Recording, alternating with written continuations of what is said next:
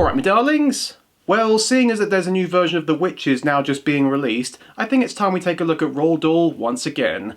And seeing how many of his books have been translated to the screen, I think it's time we look at every single one. Now, just to clarify, I'm only looking at movies based on his kid books here today, not the adult novels, so sorry to any 36 Hours fans out there. I'm also not counting Chitty Chitty Bang Bang or Gremlins. Chitty was partly written by Dahl, but it wasn't based on one of his own books, and Gremlins has nothing to do with him, though it's often mistaken as one of his films since he wrote the first Gremlins cartoons for Disney back in the 50s.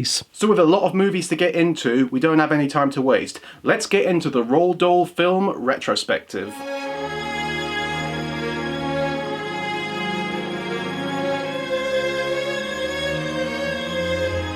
Of course, that means we start with the first of his books translated into a film, Willy Wonka and the Chocolate Factory, from 1971, based off Charlie and the Chocolate Factory. The movie often causes splits between fans, since while it is a great movie and still one of the best Roald Dahl movies on its own merit, it does stray away from the book a fair bit. It's by no means the least faithful Dahl adaptation, believe me, we'll get to that eventually. It does have some changes made for either production limitations or just some personal choices made by the production crew. For example, Charlie's family is now American, though this does bring up the question of where his family lives, since he's surrounded by people with British accents. You don't know because only I know. If you knew and I didn't know, then you'd be teaching me instead of me teaching you. You'll get a stomachache if you swallow it like that. But all the shops around him have signs written in German because that's where the movie was filmed. It does kind of create a bit of an identity crisis, but whatever. I do like the world building in this film, which does expand on the sense of the world that the book was set in, showing various vignettes around the world of how people are losing their minds trying to get and find the golden ticket. It's your husband's life or your case of Wonka bars. How long will they give me to think it over? What would a computer do with a lifetime supply of chocolate? We didn't really see that as much in the book, as it kept the focus mostly on Charlie and his grandpa's pursuits in getting the tickets. So we don't see much of how the rest of the world is reacting to the news beyond when we see the other kids get their tickets, so it's a good extra addition. Speaking of which, the kids are all done great in this movie, and for the most part are very faithful to the book versions. Augustus's greed, Violet's pride, Veruca's avarice, and Mike's wrath. I want an Oompa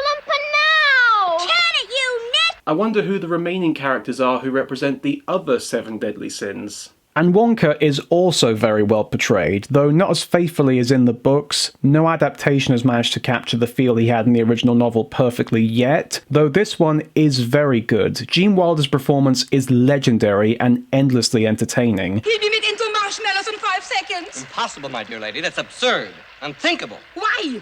Because that pipe doesn't go to the marshmallow room, it goes to the fudge room. In springtime, the only pretty ringtime, birds sing, hey ding. And while some modern audiences who prefer the more recent film find his performance creepy, I personally think he pulled it off very well. He's been living in a factory with no company besides a bunch of creepy dwarfs all these years, so he's naturally going to be a bit out of sorts. But he doesn't come off as psychotic at any point, unlike other versions. But of course, the biggest changes are to the events that happen inside the factory, as some scenes were changed or cut completely, such as the squirrel scene with Veruca was changed to the bad good egg scene, since they weren't able to pull off the squirrel effects back then. And of course the fizzy lifting drink scene and the final scene were new additions entirely, but I think that worked out for the better. In the book, when Charlie is the last one standing, it feels a bit like an anticlimax when he's just given the factory out of nowhere, but by the addition of the moment where it seems like he's lost everything, You get nothing! only to show his compassion and honesty by not selling out to evil, it shows that Charlie isn't just someone who wants the factory really bad, he deserves it. And I think that, in many ways, makes the ending of this film better than the book version. Of course, there were some additions that were kind of pointless, like the Wonka wash scene, the scenes with Charlie's teacher, Well, I can't figure out just 2. and the scene where Charlie confides in his mother how much he wants to win. Most of these scenes don't bear much significance or point in the film overall, but they are still very fun, and overall help contribute to the film's charm, especially since the movie's style and budget can show off how dated it is. But its charm and entertainment value really helped make up for it. Overall, Willy Wonka still stands as one of the best Dahl adaptations yet, and while Dahl himself may have hated it, as he did with any adaptation that didn't get it exactly right like it was in the books, I still feel it gets the feel, story, and overall message of the book down perfect, even if it isn't a perfect adaptation, though I'd certainly take that over the next one on our list.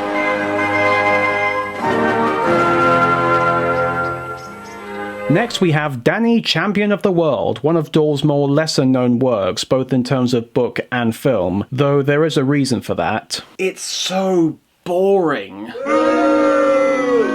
me out on this one. The best thing about any Roald Dahl story is his incredible sense of imagination and creativity, and his dark sense of humour, of course. And here, we don't really get any of that. It's just a story about a traveller and his son travelling around and poaching pheasants. One of the greatest literary minds of all time, and he gives us a story that sounds like landed gentry propaganda. Now granted, some of Roald Dahl's more down-to-earth stories can still be entertaining, but there's always something to them that gives them that entertaining feel. Going Solo's biggest appeal is that it's set in a war. Esio Trot has the fact that it's a very unique story and has a lot of complex twists, almost feeling like a heist story in some places, and The Twits has the fact that the protagonists are disgusting, horrible people. Danny doesn't have any of that going for it as far as a story goes. I will admit that the beginning does have some great build-up, and the chapters where Danny and his dad are actually poaching the pheasants are very suspenseful and engaging, as Dahl tends to do scenes where you root for good characters doing bad things for their own reasons very well. Again, Dahl seems to have a strange talent for writing high-style scenes, even if they're actually very odd circumstances. A shame he wasn't alive during the 90s. Maybe he was the guy who could have written all of those heist movies that came out during that decade. Mission Impossible 74, The Quest for the Everlasting Gobstopper. But after that, the book goes downhill, since you feel like it's building to something big, but it never really does. That being said, from what little I have seen of the movie, since sadly its DVD is very rare now and it isn't really available anywhere else, it does try to elevate itself of its duller elements by giving it a very over-the-top and theatrical presentation, using very dramatic and almost cartoony music, especially when the villains are on screen. Get off the paint! And speaking of which, the villain is hammed up beautifully by the great Robbie Coltrane, who really does what he can to add some colour to this otherwise dull story with his performance. Are you claiming these birds as your birds, sir? Of course they're my birds, you blockhead. I'm not so sure about that, sir. You're not so sure about that. Well, who else's bloody birds do they be? You're a thieving gypsy, Danny. And Jeremy Irons does a decent job too as Danny's dad, and Danny himself is even played by his own son, so that does help the character chemistry. To be fair, Thames TV did the best that they could do with it, and it is one of the most faithful adaptations of Dahl's books. Though that's probably its biggest problem, since it doesn't help change how dull the original story is. Even though they did change and add some things, it didn't really help much. So as an adaptation, it's fine, but it's not one of Dahl's best, both as a book and a film, and probably worth skipping over if you're going to do all the films. Much like I have right now.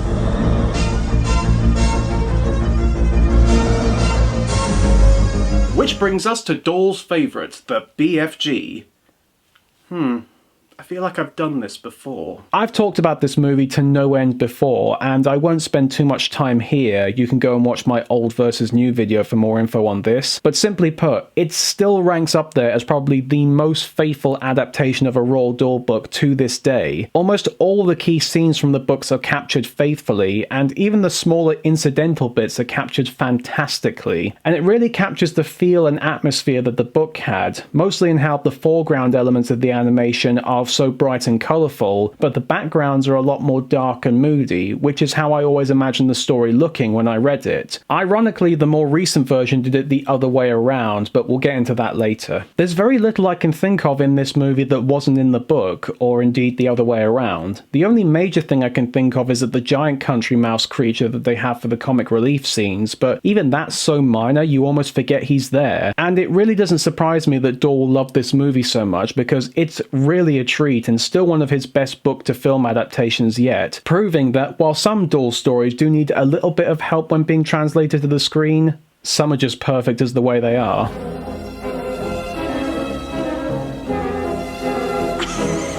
Speaking of which, we have another film that was mostly very faithful to the books, though not as much as the BFG was, and it's one that I'm not entirely sure how to feel about it. The Witches was the last film of a Dahl story to be released while Dahl was still alive. He He died only a few weeks after the premiere, and the fact that he hated this one too probably didn't help that either. I'm just glad he's not alive now. What's coming up later could have given him a heart attack. The story of a young boy who discovers a secret coven of witches that is controlling the world behind the scenes to kill children, and gets turned into a mouse during his attempt to defeat them, is a story that could translate very well to film, and for the most part, it did. Hell, who knows, maybe these witches are the real secret society living under Denver Airport. Start spreading that around, Alex Jones fans. And for the most part, the movie is very entertaining, well made, and somewhat faithful, despite making the main character American again for some reason. The movie feels one of the more forgettable in the Dahl film library. I think it's because, despite the makeup and effects, which are really impressive, which makes sense when you consider they were done by Jim Henson's company, there's not much about the movie that really stands out. The performances are fine, and there are a few standout ones like from Angelica Houston, Maya Zitterling, and Rowan Atkinson. Is she sober? Yes, she's sober. Don't be stupid. She's as wet as a fish's wet bits. Which does make the movie a joy to watch most of the time. Everything else just feels very generic for this time period. The cinematography is great, but it doesn't feel like anything new from the movies around this time period because every movie looked like that back then. Like the Addams Family movies, the Batman movies, and especially the Tim Burton movies. Which you can tell this movie so much wants to be like a Burton movie, but it just hasn't quite captured that same panache. I know it seems like I'm really hating on this movie, but I'm not. I'm just saying that out of all the Dahl adaptations, it's the least memorable, besides Danny of course. It just feels like it came and went, and then after that no one really remembers it. And perhaps that's why it didn't do too well at the box office either, because it kind of just blended in with the crowd. But besides that, it is still a good adaptation,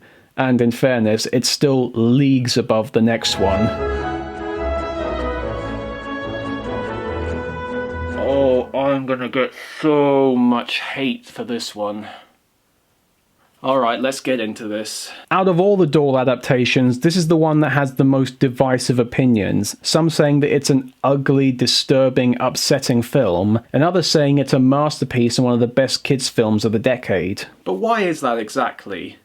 Well, I can certainly get into the reasons why I think the movie is bad a little later, but why do so many people enjoy this movie?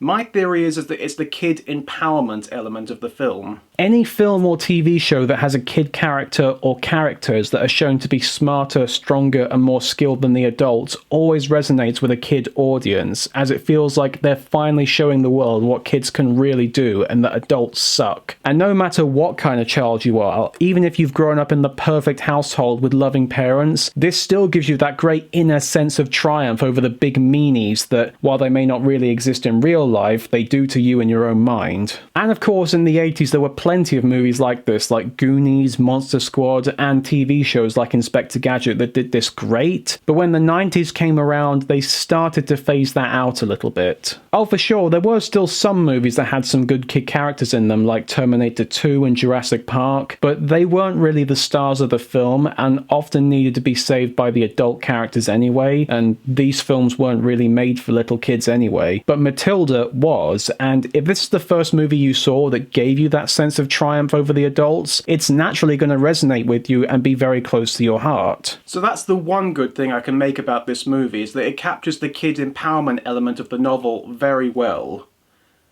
But just about everything else is absolutely terrible. The acting is awful, the music is horrendously overwrought and schmaltzy, the cinematography is abysmal, and the whole movie just feels so mean and cruel, but not in a fun way you'd normally get from a Roald Dahl movie. The biggest problem with this movie is that all the adaptations that came before, regardless of quality, clearly felt they were trying to be adaptations more than statements of the director themselves. They were trying to capture the feel of the books and not just show off how great the director was. Whereas here, it just feels like a Danny DeVito film, and not one that's particularly different from any of the others he's made in a similar vein, like Death to Smoochie. And at least that movie was supposed to be a bit creepy and disturbing on purpose. This movie goes way too far with its dark feel, and I know that one of Roald Dahl's biggest strengths was his dark sense of humour, but he knew how to rein it in and show restraint with it, and to still give it a whimsical and child-friendly feel despite how grim it could be sometimes. And sadly, while Danny DeVito is a very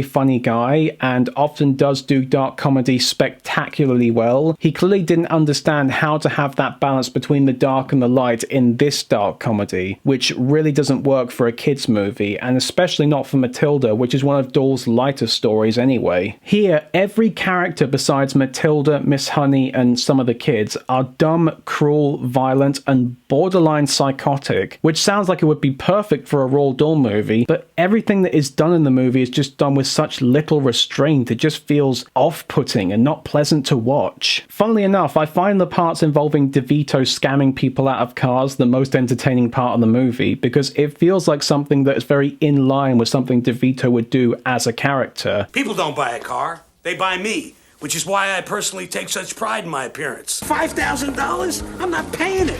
What are they going to do, repossess the kid? But when it goes to the school and we're under the thumb of Miss Trunchbull, it then starts going really bleak and depressing. And I will admit that Pam Ferris's portrayal of the character is rather entertaining. I'm gonna sue you. I'm gonna burn down your showroom. I'm gonna take that no-good jalopy you sold me and shove it up your bazooka! But the things a character does are just so horrible that it makes a character not just a love-to-hate-her character, it makes her into a total monster. It's not one I want to see have their karmic retribution on, I want to see her torn limb from limb. Though that one might be because I'm also a bit of a psycho, but whatever. Again, the stuff that she does do does feel like something you would see in a Roald Dahl story, but the excessive style of the movie just makes it feel so much more intense than it needs to be. And it doesn't even feel like a Roald Dahl story, and it doesn't have any of the sense of charm or sweetness that the book did. It's just foul. I still wouldn't want to say it's the most unfaithful adaptation, but it's probably the worst movie of them all. I know I'm going to get about 1 million Matilda fans trying to make my head explode with their own psychic powers for saying that, but I can't help it. It's a really bad movie, and it's not a good adaptation of a really good book. It might have worked better if it was its own film rather than an adaptation, because I do see some small sparks of good in the movie, and when it's trying to be its own thing, it can be quite good, but the constant battle between DeVito trying to be himself director-wise and being an adaptation of a book that doesn't really match his style makes the movie far too schizophrenic.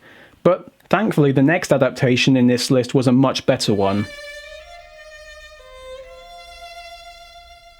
Definitely the better Dahl adaptation that was released that year, though at the same time it's also one of the weirder ones. Like Matilda, this movie does feel more like the director trying to be himself and make the movie his own rather than being an adaptation, but in this case, that actually works, since Henry Selick is much more of a Roald Dahl acolyte than Danny DeVito was. And while his style does sometimes feel a bit too dark for the movie on occasion, the movie is still a ton of fun and does the story justice very well. Of course, the biggest departure is how the style of the movie changes from the opening and ending compared to the middle, whereas the book-ended parts feel slightly more grounded tone-wise, though are still very exaggerated compared to real life, whereas the bulk of the movie, being stop-motion animated, makes it feel much more cartoony and over-the-top, but it does match the book much more. The story is told mostly very faithfully, though there are some differences, mostly in how some of the sequences on the journey are either changed or removed from the original. For example, in the movie, they never encounter the weathermen from the book, though they do sort of replace it with the encounter with the weird smoke rhino at the end. In fact, most of the encounters and scenes on the journey were invented for the film. They do take some influences from the book, like the scene where they eat the peach from the inside, and the encounter with the sharks, though that in itself has its own Henry Selick feel to it, with the sharks being mechanical for some reason. Which brings me to another departure which does work to its favour, how Selick's style really complements the story. Selick's style is always very creative, weird, and unique, and in many ways he does sometimes feel like a modern-day Roald Dahl, so his style works almost perfectly with this movie, even if it comes off as really odd in some places and unnecessarily creepy in others, like the dream scene, which to this day is still a bit too much for me to watch. But unlike Matilda, it does work for the film, since James and the Giant Peach is one of Dahl's more surreal stories, so it does work. My only major gripe with it is how it was changed from the original, is how some of the characters were portrayed. The grasshopper, ladybird, and earthworm are portrayed almost exactly like they are in the book, and turned out great, but the spider being in the style of a 1940s French femme fatale is a bit of an odd choice, especially since her character in the books was more of a shrinking violet, but it kind of works. The silkworm was exercised completely, though to be fair, she was a bit of a pointless character and was merged into the glowworm role, which was also a bit more of a minor role, but here she does serve a bit more of a purpose. But I feel the most drastic change was to the character of the centipede,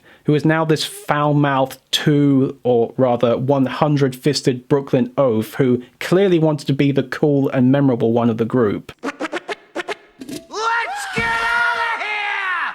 And while he is entertaining, I much preferred the original, who, while he was still a bit of a delinquent and a troublemaker, had much more of a posh, refined aura to his personality, which made him look a lot more funny in my opinion, and a good counterpart to the grasshopper, but it's no big deal in the long run, it's just something I noticed. Also, I do enjoy how Sponge and Spiker return at the end for a final comeuppance. In the book where they're killed when the peach rolls down the hill near the beginning, it felt kind of disappointing, but the humiliation they get at the end is really satisfying, though I don't know how this proves James's claim of how cruel his aunts are to the police.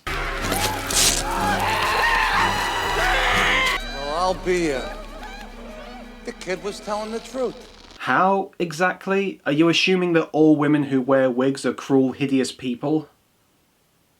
Well then again, if this takes place in the same universe as The Witches, you're probably spot on there. And as I've said in the past, the casting choice of Miriam Margolyes and Joanna Lumley as Sponge and Spiker respectively was just genius. It's probably some of the best casting in any of the Roald Dahl movies. And if I take off both my socks, you'll see my dainty toes. But don't forget, my dearest Sponge, how much your tummy shows.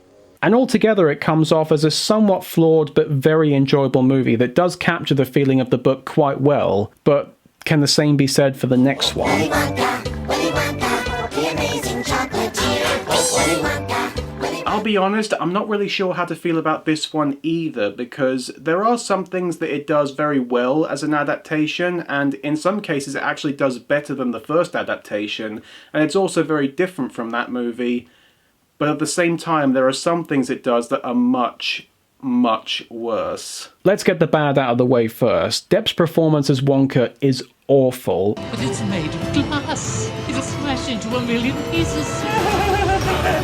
I get what he was going for with this very strange, almost alienated recluse, but is also an eccentric genius. But I get the feel that Wilder handled that performance so much better and had a much greater sense of weight and magnetism to it. And that performance is so much more low-key than what Depp is going for. Also, I have no idea what he's going for with the voice, but it just sounds odd. Do be careful, my dear children.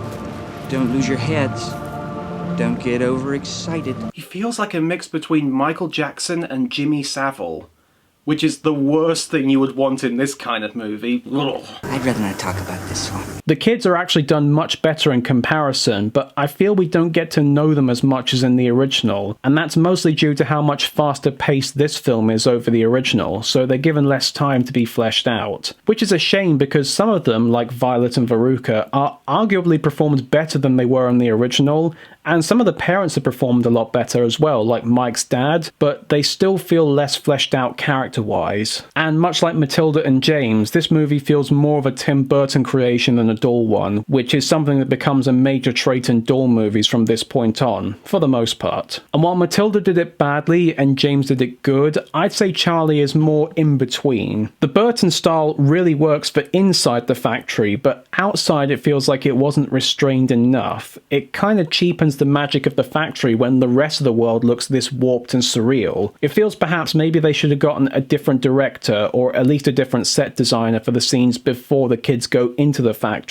to make the scenes of when they're in the factory feel more special. It's a really minor nitpick, I know, but it's just the way I feel. And finally, I feel that it was an awful idea to reveal Wonka's backstory, since it's something that we really didn't need to see, and as much as I love Christopher Lee, and for as good as a performance he does in the movie, this whole backstory feels really stupid, and what it all leads to in the end just feels very anticlimactic, even more so than in the book, so that part was totally unnecessary in my opinion. Now for the good. Freddie Highmore is great as Charlie. Some have complained that his performance is too innocent, but with how much more exaggerated this movie is compared to the original, which felt more grounded, it makes sense that he'd be cartoonishly perfect. We'll share it. Oh no, Charlie. Not your birthday present. It's my candy bar, and I'll do what I want with it. And I prefer him over the original, to be honest. In fact, all the kids do great jobs, and in some cases, a lot of them are better than the adult actors. Like Depp. Deep Roy is also excellent as the Oompa Loompas, and while the design is very basic and kind of boring in this version, his performance really does make him feel like another creature, and the effects on him look incredible. You never feel like it's CG, it just looks like he's all over the place, and it's great. And while I did complain about how excessive the cinematography is, it's still fantastic to look at, as in any Tim Burton movie, and while the darker motifs do make the movie seem a little more creepy than it should, it's still a great style and works very well for the story. Finally, the music is amazing, and while the music in the original was great too, you can never beat the Oingo Boingo man himself, Danny Elfman. As soon as he and Burton work together, magic will happen.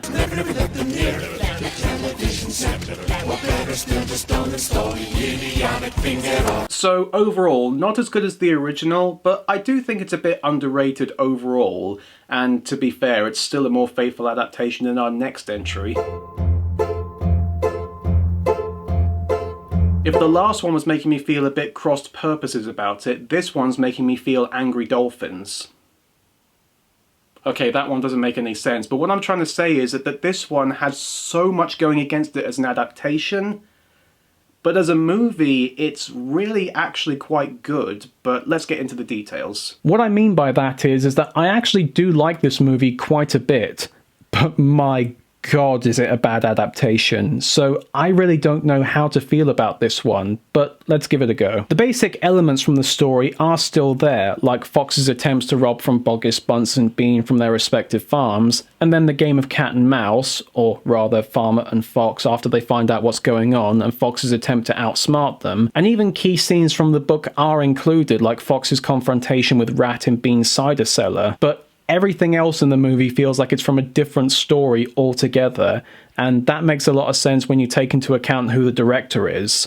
Wes Anderson. I'm saying this more as like existentialism, you know? Who am I? And how can a fox ever be happy without a, you'll forgive the expression, a chicken in its teeth? While Wes Anderson is a great director, he's not the kind of guy you go for adaptation, since he's very adamant about making his movies his own creation, so probably not the best choice for this movie, though to be fair, he wasn't the first choice initially. The movie was originally going to be made by Henry Selick again, since they had so much success with him the last time, and the movie needed to be animated for the purpose of the story, but he was busy working on Coraline at the same time, so Wes stepped in to take over, and that's how this movie came to be. The whole story of the movie feels like a completely different story that just happens to have the narrative of the book dropped into the middle of it. The movie starts off a little before the events of the book too, when Fox and his wife are young and they've just found out that she's pregnant, and then it goes into where the book story does, but when it gets to the end of that part, it just keeps going, which I think in a way does actually work, since I found the abrupt end to Fantastic Mr. Fox the book a little bit of a disappointment. But still, this adaptation is by far the most unfaithful out of all of them. Everything is different from the book. The tone, the characters, the story structure, the style, the setting, nothing about it feels like the book at all. Now those three farmers sit where there's a hole was once a hill, singing diddle-dee-da-da-doddle-do. Just making it up as I went along, really. That's just weak songwriting. You wrote a bad song, Petey. So just going off of it by those merits, it could be considered one of the worst. But in all honesty, I think it's actually one of my favourites. Every adaptation previously felt like they were still trying to be as faithful as they could be, even when they were changing things around, like the ghost of Roald Dahl would threaten to possess them if they didn't do it right. But here, Wes must have had the power of Christ within him, because he went all out making this film his own, and I kind of have to respect him for that and how different the film is, and how he really did make it his own, and it is still very entertaining. I was mad when this movie first came out, since Fantastic Mr. Fox is one of my favourites in the Dahl library, and I wanted to see it adapted faithfully, But over the years, it has grown on me, and unlike Matilda, the more original elements are very good in their own right. So even if you can't enjoy this movie as an adaptation, it's still fun to watch. The animation is great and very unique. I've not seen animation like this done before in movies besides maybe A Town Called Panic, and it really works for the sense of humour and style of story in the movie.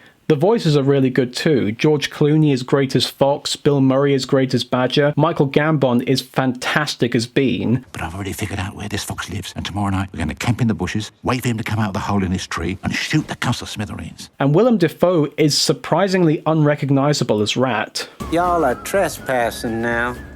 Illegally. So I can totally understand why any Dahl fan would hate this movie, because I did for a while, but I say give it a chance as its own thing, and you may enjoy it, but as an adaptation, it's definitely the worst.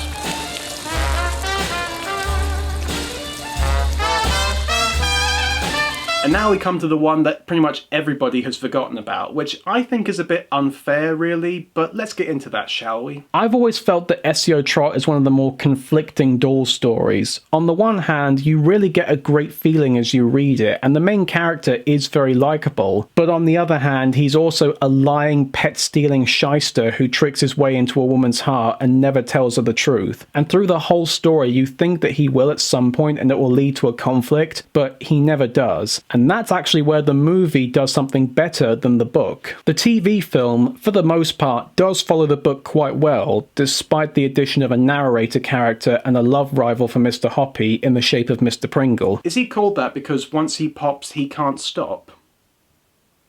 Feel free to interpret that in any number of ways that you want to. It does feel like a good retelling of the story for the most part. Yeah, some of the extra scenes are mostly pointless, some of the jokes are awful, and James Corden is as grating as he always is. But the central point of the movie, the characters of Mr. Hoppy and Miss Silver and their relationship, are done spectacularly well. And the twist on the story where at the end she finds out what he's been doing the whole time and rightly leaves him because of it, but then comes back when realizing how, while what he did was horrible, it was all done with the sweetest intentions, and that a person who would truly do that would love her. It's a great way to expand on this story and give it more twists, turns, and improve on the flaw that the original had. Yeah, it's still not perfect, and Miss Silver's about-face on Hoppy could be seen as an unhealthy relationship, and Hoppy himself still comes off as a bit of a sociopath. But still, it really works, and the performances by Dustin Hoffman and Judi Dench are excellent, and I really feel this movie should have been seen a lot more. At the time, I thought it was the best Dahl adaptation of all time.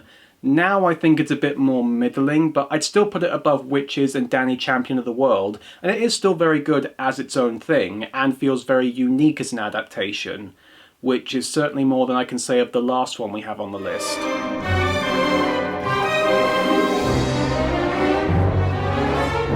Again, for further details, just go and watch my old versus new video, but in short, it's not a bad adaptation, but pales in comparison to the 1989 version, especially since the villains are nowhere near as good. The style feels a lot more generic and less eye-catching. The ending is infinitely more disappointing and makes much more changes as an adaptation. It's still mostly faithful, but still invents a lot of its own bits. It's worth watching at least once, and some may find it better than the first one, but for me, I'll take David Jason any day. And thus brings us to the end of the Roald Dahl movie retrospective. And now we have another one to add to the list with The Witches. And who knows, maybe it might be one of the best, it might be one of the worst, or it could be a bit more mediocre. There's only one way to find out. But until then, I've had enough of this. I'm going on the other side to have a bath. Bye!